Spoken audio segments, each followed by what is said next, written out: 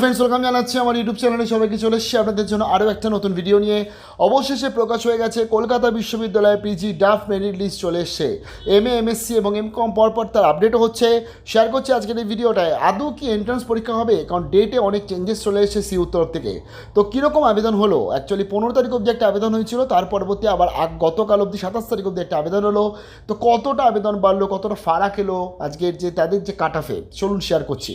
যা নতুন এসেছি তাদের রিকোয়েস্ট করলাম প্লিজ সাবস্ক্রাইব করবেন, সঙ্গে থাকবেন সমস্ত আপডেটগুলো পাওয়ার জন্য। কলকাতা বিশ্ববিদ্যালয় অ্যাডমিশন ওয়েবসাইটে প্রথমে শেয়ার করছি এমএসসি এবং বিটেক সেকেন্ড ইয়ার।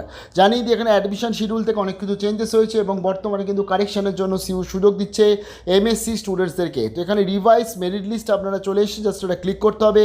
ক্লিক করে আপনি এখানে সাবজেক্ট ওয়াইজ দেখতে পাবেন, যেমন 201 আমরা লাস্ট বা 15 তারিখের পরবর্তী 16 তারিখও দেখেছিলাম। যদি 201টা আমরা দেখি তো এখানে আবেদন হয়েছিল 393 মতন আবেদন ছিল। 15 সেপ্টেম্বর অবধি যে আবেদন হয়েছিল, 27 তারিখের এক্সপেক্টেড কীরকম আবেদন হলো শেয়ার করছি। তবে তার আগে বলে দিই কতগুলো জিনিস এখন ইউনিভার্সিটি বলে দিয়েছে যে যারা যারা আবেদন করেছে তাদের যে আজকে যদি কারোর কোনো এডিট করার প্ল্যানিং থাকে, মানে কোনো কারেকশন করার প্ল্যানিং থাকে, সেটা অর্ডার প্রেফারেন্স হতে পারে আপনার সাবজেক্ট ওয়াইজ। এছাড়া ধরুন আজকের বিভিন্ন যে ডিটেলসগুলো আপনারা দিয়েছেন সেখানে কারোর যদি কোনো রকম কোনো চেঞ্জেস থাকে তাহলে আপনাকে কিন্তু চেঞ্জেস করতে হচ্ছে 2 দিনের মধ্যে, অর্থাৎ আজকের এবং কালকের মধ্যে চেঞ্জেসটা কমপ্লিট করতে হবে। তার ডেটটা আমি বলে দিচ্ছি, তার ফলে এবং চেঞ্জেস কী করে কারেকশন কীভাবে করবেন সেটা তো আমি অলরেডি শেয়ার করেছিলাম।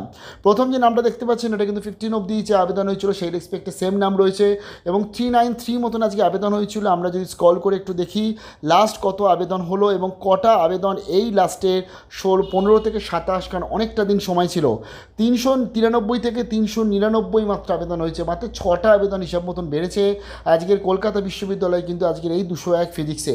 তো এই রেসপেক্টে আজকে তার ফলে ইউনিভার্সিটি সময় দিয়েছিল স্টুডেন্টসদেরকে তাদের ফর্ম ফিল আপ করার জন্য, যারা এখনও অবধি ফর্ম ফিল আপ করে উঠতে পারেনি। সেই ক্ষেত্রে আজকে কিন্তু এ গ্রুপে আজকে যেমন আমি 201 দেখছিলাম, এখানে মাত্র তার মানে 6 জন আর এক্সট্রা আবেদন হয়েছে। তার ফলে এবং সেই রেসপেক্টে নতুন যে ড্রাফট মেরিট লিস্ট সেটাও চলে এসছে। এবার আপনি আপনার সাবজেক্ট ওয়াইজ এখানে আলাদা আলাদা সাবজেক্ট রয়েছে, সে অনুযায়ী দেখে নিতে পারছেন। এই ড্রাফট মেরিট লিস্ট আসার পরবর্তীতে মোস্ট ইম্পর্টেন্ট যেটা আপনাদের এখন যেটা দরকার সেটা হচ্ছে এখানকার নতুন অ্যাডমিশন শিডিউল, যেটা আজকের এমএসসির জন্য বলেছে। জানিয়ে দিই এমএসসির জন্য আলাদা অ্যাডমিশন শিডিউল, এমএ এমকমদের জন্য কিন্তু আলাদা অ্যাডমিশন শিডিউল কলকাতা বিশ্ববিদ্যালয় হয়। লাইক দেখুন আজকের এখানে সিইউ বলছে আজকের আপনাদের যে কারেকশান করার জন্য সময় দিচ্ছে কবে, 28 এবং 29 তারিখ সময় দিচ্ছে এবং 29 তারিখ মানে আগামীকাল দুপুর 2টো অবধি সময় আছে।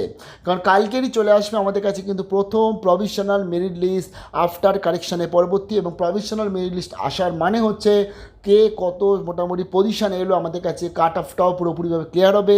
কারণ সেই রেসপেক্টে দেখুন 29-এর পরে 3 তারিখ অবধি সময় দিয়েছে, এর মধ্যেই চলে আসছে কিন্তু সিলেকশন লিস্ট। 3 তারিখে সিলেকশন লিস্ট আসছে অক্টোবরে, এবং তার পরবর্তী বলে দিয়েছে আপনাদের এই সেলফ ডিক্লারেশনসগুলো যেগুলো আপলোড করতে হয় আমি পরপর দেখিয়ে দেবো আপনাদের। 5 তারিখ অবধি সময় দেয়, অ্যাকচুয়ালি 3 to 5 তারিখ অবধি। মানে কি আপনারা ধরুন আজকে সিইউ কলেজে অ্যাপ্লাই করেছেন বা সিইউ ক্যাম্পাসে অ্যাপ্লাই করেছেন, চান্স পেলেন, ধরুন আপনি ক্যাম্পাসে চান্স পেলেন, তাহলে আপনাকে যেটা করতে হবে, আপনার ধরুন 3 তারিখ নাম চলে এলো, তাহলে আপনার সিলেকশন লিস্টে নাম আসার পর সিইউ আপনাকে একটা অ্যাডমিশন টিকিট বলে একটা অপশন থেকে সেখান থেকে আপনাকে ক্লিক করতে হবে। তার পরবর্তী আপনার কিন্তু অ্যাডমিশন টিকিটটা জেনারেট হয়ে যাবে এবং তার পরবর্তী আপনার যে পেমেন্টটা সেটা আপনাকে করে দিতে হচ্ছে। আর যারা যারা কলেজে পড়বে তাদেরও সেম, আজকের এই সিইউতে আজকের অ্যাডমিশন টিকিটটা যেই কনফার্ম হয়ে গেল তার পরবর্তী কলেজের ওয়েবসাইটে যেতে হয় এবং কলেজের ওয়েবসাইটে গিয়ে ওই অ্যাপ্লিকেশন নাম্বারটা দিয়ে আপনাকে কিন্তু পেমেন্ট প্রসিডিওরটা কমপ্লিট করতে হয়। অনেক কলেজে কিন্তু আবার ফর্ম ফিল আপ করায়, ফর্ম ফিল আপ মানে হচ্ছে বেসিক ডিটেলসগুলো চায় অনেক কলেজে, আমি সেগুলো স্টেপ বাই স্টেপ দেখিয়ে দেবো, তার জন্য একটু সঙ্গে থাকতে হবে। তো এইভাবে জাস্ট অ্যাডমিশন প্রসিডিওরটা কিন্তু কমপ্লিট হয়। আচ্ছা, তার পরবর্তী ভেরিফিকেশন সেটা তো যখন ইউনিভার্সিটি ডাকবে বা কলেজ যখন ডাকবে ফার্স্ট ডে ক্লাসে।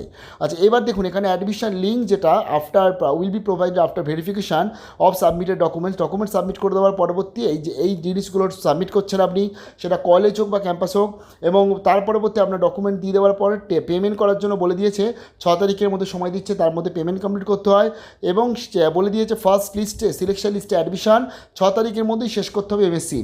এরপরে আসবো হচ্ছে এন্ট্রান্স, অর্থাৎ এন্ট্রান্সটা কিন্তু আমরা ভাবছিলাম যে ফার্স্ট উইক অক্টোবরে আসতে পারে, সেটা আসছে না, সেকেন্ড উইক অক্টোবরে এন্ট্রান্স আসতে পারে। আদৌ এন্ট্রান্স হবে কি না এটাই এখন একটা বড় প্রশ্ন, যেহেতু অনেক জায়গায় 3 তারিখ থেকে ক্লাস শুরু হয়ে যাচ্ছে, তখন সিইউ তার ফার্স্ট সিলেকশন লিস্ট প্রকাশ করছে। তার ফলে এই রেসপেক্টে কিন্তু ইউনিভার্সিটি অনেকটাই পিছনে রয়ে গেল। এখন এন্ট্রান্স হবে কি না এটা একটা বড় প্রশ্ন, তবে আপনারা প্রিপারেশন যেরকম নিচ্ছেন প্লিজ নিতে দিতে থাকুন।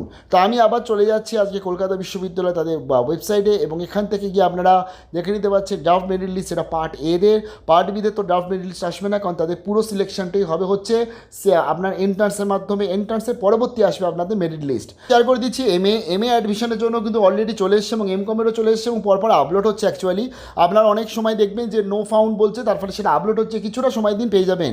আমি জানি যে অ্যাডমিশন শিডিউল তো আমি গতকাল অলরেডি শেয়ার করেছি, তবুও বলে দেবো।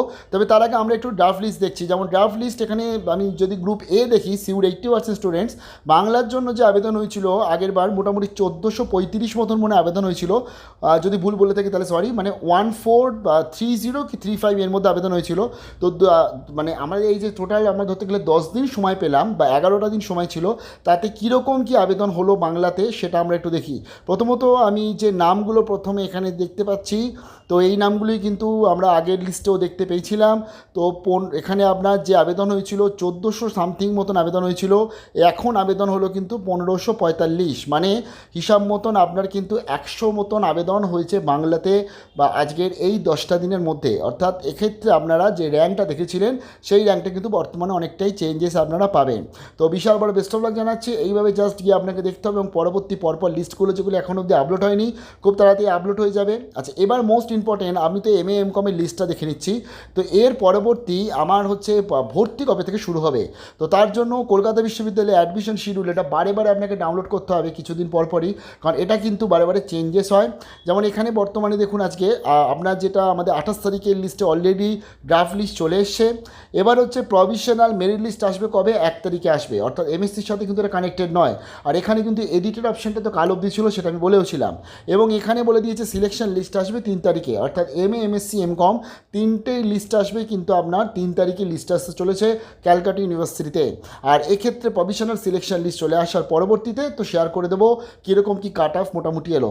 আর জানিয়ে দিই এখন অবধি কিন্তু এন্ট্রান্স রিলেটেড কোনো আপডেট, সিঙ্গেল আপডেট কিন্তু নেই কলকাতা বিশ্ববিদ্যালয়ের তরফে। আদৌ এন্ট্রান্স হবে কি না এটাই বড় কোয়েশ্চেন। কী মনে হয় এবং কত নম্বরে নাম এলো কমেন্ট সেকশনে জানাবেন। ভালো থাকবেন, বেস্ট অফ লাক।